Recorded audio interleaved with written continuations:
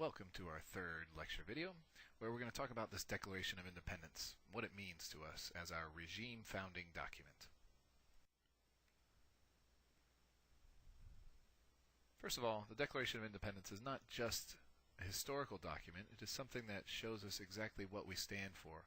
All that stuff we spent time talking about, the difference between regime and nation, what it means to be American, what we believe in, all those beliefs are put down in this Declaration of Independence as it is our regime founding document. So we find the roots of our very beliefs in this document, and it is a public document in that it is written for the lowest common denominator, though if you check out that writing over there, it looks like it'd be pretty tough to read. It is written at least in the language of the commoner so that anybody could read it. Aside from that, it's also a public document in that it is aimed at the rest of the world as well. Perhaps another nation, maybe France, might want to get in and help us out, but we are saying there's some principles here we put forth, and if you agree with us, then you should join in and help us fight against our former country, now our enemy. And in this declaration, we see the very problem of a founding. The actual original title is the Unanimous Declaration of the 13 United States of America.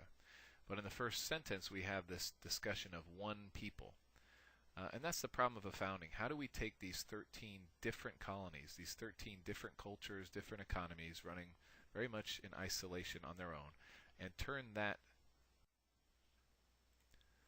So let's deal with the actual argument found in the Declaration of Independence. We say we hold these truths to be self-evident, that all men are created equal. So this equality of man is going to be self-evident, but is that self-evident? Really ask yourself, are people equal? Are people equal physically, intellectually, emotionally, spiritually? And look at this terrible little cartoon picture. One of those is stronger than the others, and that's true for almost everything in life. So to say it's self-evident is a little odd for us, but that's why we use this language, we hold these truths. We're saying, we think this is self-evident. If you don't agree that men are created equal, well then you're not going to get anything else we're doing. You're not going to understand the American experiment with democracy, and you're not going to be on board. But we're going to hold this one central truth at the center of our regime, that men are created equal. The problem is we know that they are not. We know they're not equal physically. We know they're not equal morally or intellectually. So that's a challenge for us, knowing that men are not created equal, but that is the central belief at the core of everything else our society is built on. So how do we deal with that fact that people are not really equal? We've got a problem in that the guy who's most famous for writing about the equality of man owned slaves in Thomas Jefferson. That's a problem that we have to solve somehow. One way to solve it is to say maybe he meant only white property-owning men. But we know from other historical documents that that's probably not true, that Jefferson knew he was a bit of a hypocrite, but this is our regime founding document. So keep in mind, whether or not everything he's writing in the Declaration is true at the moment, this is what we are going to want to be. It's an idealistic document for America.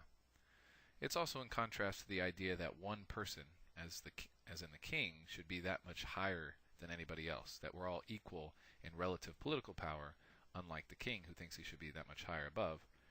And if you compare humans to the next order of creatures, say the chimpanzee, well, we're relatively equal compared to birds and trees and insects and monkeys, right? That most people are about equal in that sense. So this thinking about basic rights and beliefs doesn't come out of nowhere. We don't make it up with the Declaration of Independence. It comes from a long line of philosophical thinking called natural rights philosophy. The first guy to write about that is Thomas Hobbes. He writes in this book, featured to the right, Leviathan, that if you're in the state of nature, running around with just some loincloth on, and you're in a jungle, what is it that you have as a basic natural right in nature? And he argues you have a right to life in nature, that you have a right to defend yourself. He goes on, sort of strangely, to argue that the king, therefore, is really good because he protects your life. Somebody's not going to come stab you in the neck or shiv you in the back because they know the king's going to come chop your head off, and so the king is good. We add to that the thinking of John Locke, who says, sure, let's go back to that state of nature with your loincloth and running around defending yourself. If you're chained to a tree and don't have any freedom, your life really isn't worth much. So he says you also have the right to liberty, a basic right. And add to that, if you spent all your time collecting some coconuts and somebody can just come steal your coconuts or raid your sweet treehouse you spent years making, well then you don't have much of a life either. That your life is invested in the things around you called property. This is where we get our three: life, liberty, and property that we know as life, liberty, and pursuit of happiness.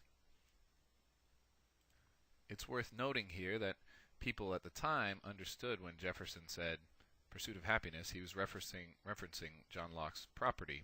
So for those of you who'd like to say America has become so materialistic, well, property and material goods were essential from the very beginning as part of the American way. Well, what does equality really mean in terms of property? What do our rights to property really mean? Usually I'd put students into groups and ask you, come up with a sentence for what we actually, as Americans, believe in.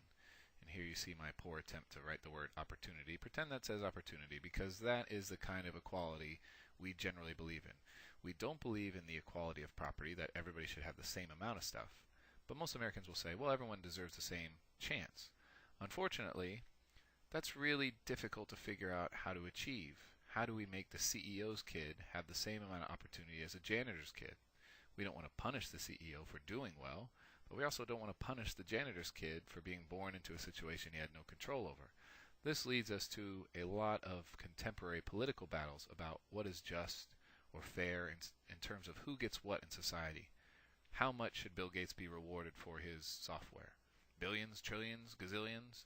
How much should somebody be punished for being born into a family that doesn't have much and does not provide them with opportunity? These are the difficult decisions we hash out in our legislation and what lead to things like public education, where we say, okay, maybe we try to give everybody similar education and that'll help us achieve equality of opportunity.